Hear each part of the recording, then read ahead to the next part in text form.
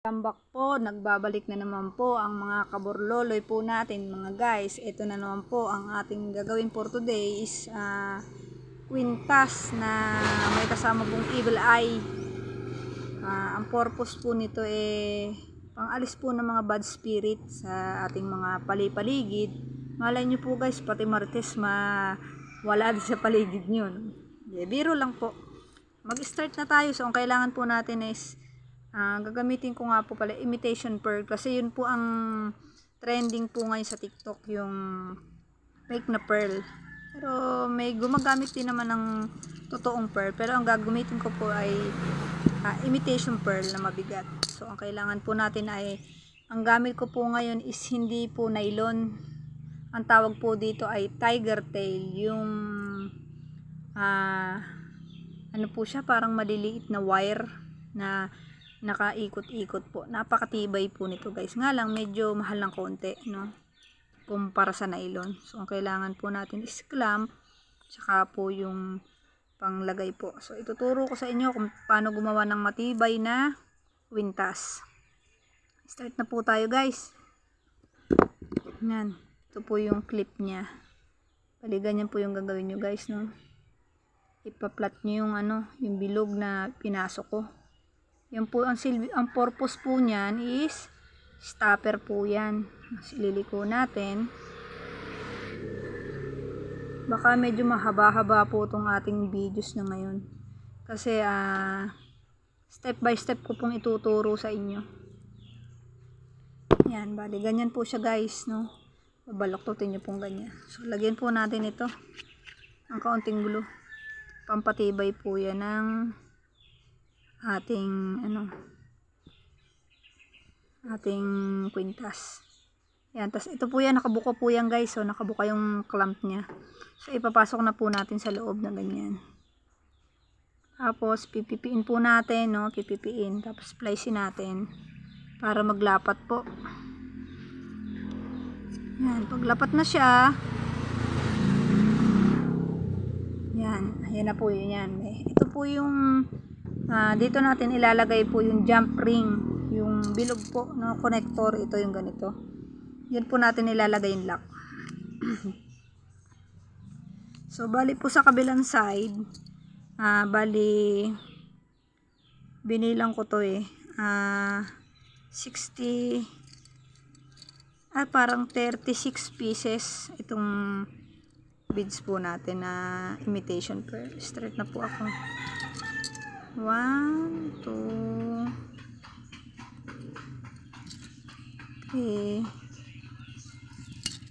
4, 5, 6, 7,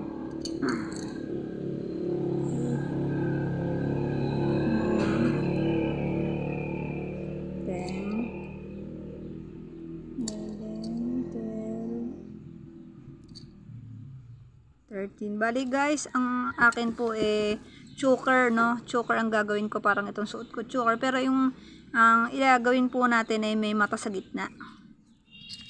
Kasi po yun ang uso po ngayon sa Paranaque, sa Maynila. Meron po siyang mata sa gitna yung kwintas nilang pearl. So gagawa po tayo ngayon.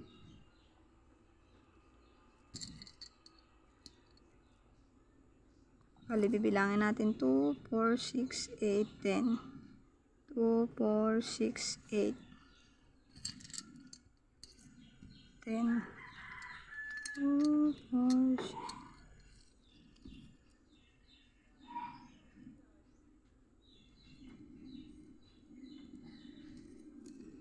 Dapat nasa gitna po siya.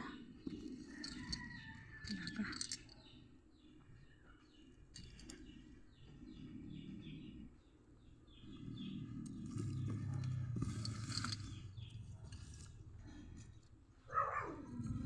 Mahaba kaya to? Mahaba. Pwede nyo rin po guys na sa leg ninyo.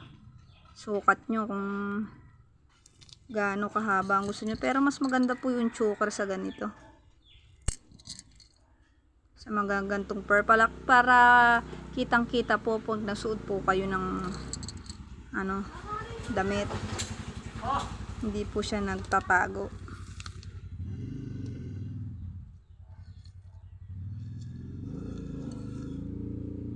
Baka mahaba na, pangit kasi pag mahaba. Simple lang po ang ating gagawin. Napakahaba nga ng aking gupit. Yan. Bali guys, puputulan ko na.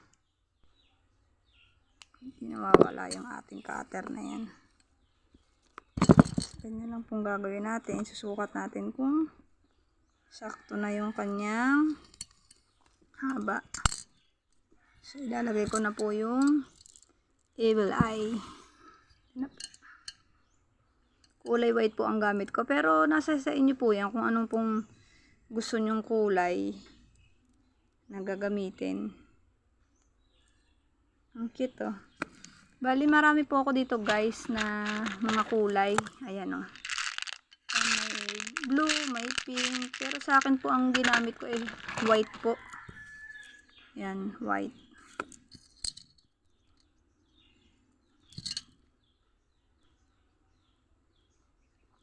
Ang cute po nito guys pagka suot-suot nyo. Parang dagdag ganda points or dagdag pogi points. Kaya maraming nagsusuot nito guys, lalo na pag gusto nyo mag TikTok. Ay ang ganda po niya tignan pag nagti-TikTok. Tapos meron kayong suot na ganitong ano, pearl na kwintas sa pagsasayaw o pag-aan nyo, pagbablog. Kaya nagsusuot din po ako. Baka sakaling makadagdag ganda kahit hindi po maganda. Nagpipiling lang. Ay ganun pa eh. Nagpipiling pero hindi naman saging, no?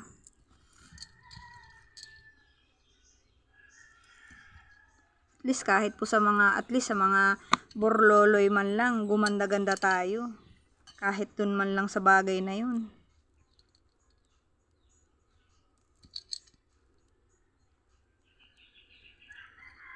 Nakakatuwa din guys yung gumawa ng mga ganito.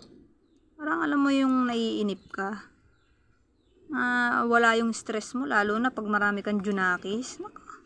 Talaga naman. Bibilangin po natin guys, no? Yung sa kabilang side kung ilan. Para pantay po siya. 2, 4, 6, 8, 10. 12, 14, 16, 18, 20, 24 po yung kabilang side. So, dapat sa kabilang side is 24 din. 2, 4, 6, 8, 10.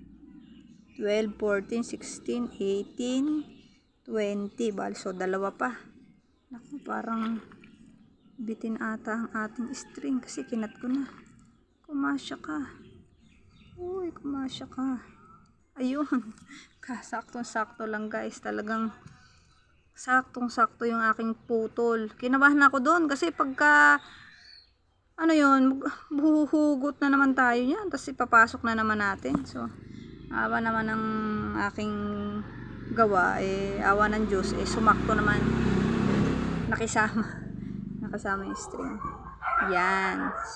Bali, ginanyan ko po siya para mailagay ko na po ito. Tapos ipiting ko po ng plies guys.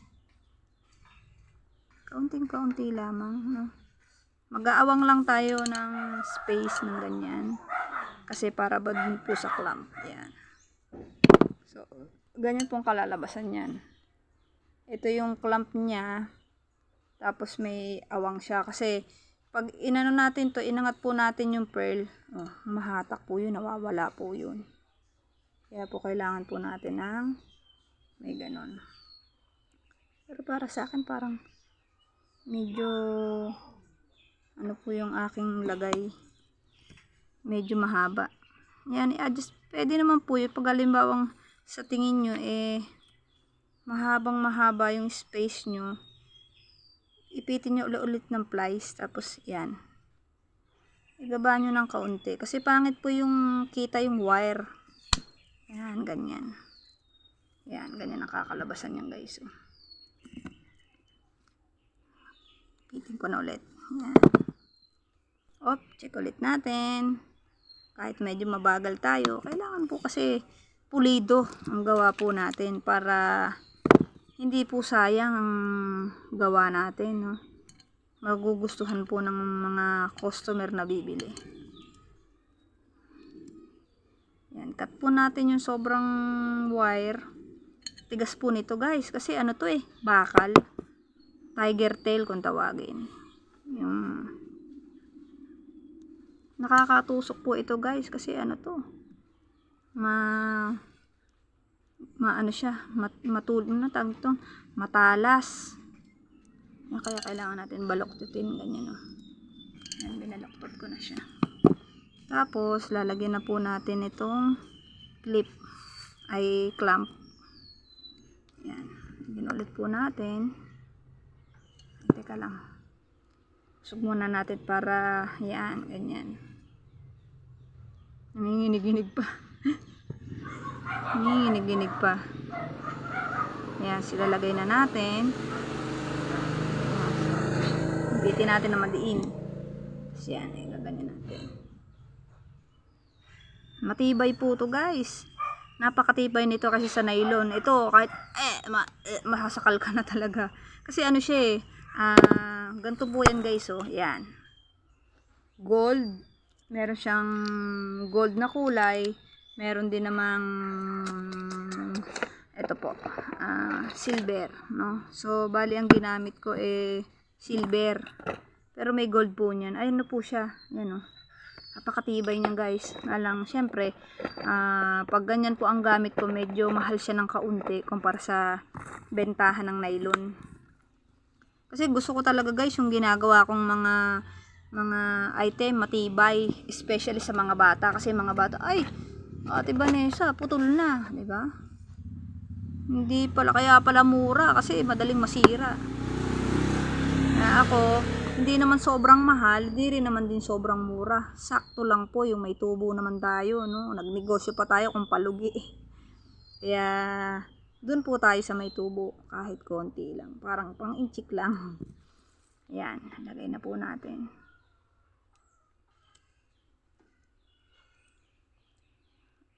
Tapos, ito na po yung purpose niya. Lagi kong favorite na singsing.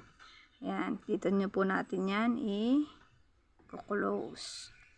Kasi guys, ang kuko natin napakalambot. Pag ginaganon mo nako, susunod biyak ng ganun, susugatan ka na, nasasaktan ka na, kaya hindi po nawawala po itong singsing na yan sa akin. Minsan nga kakatulugan ko, suot ko pa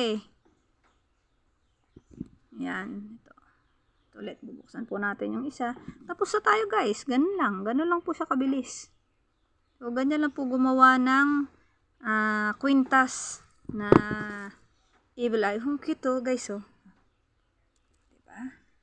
Wow, cute niya pati marites mawawala guys, so nagsuot kayo nito, no? Joke lang po yun. Thank you for watching. Salamat po.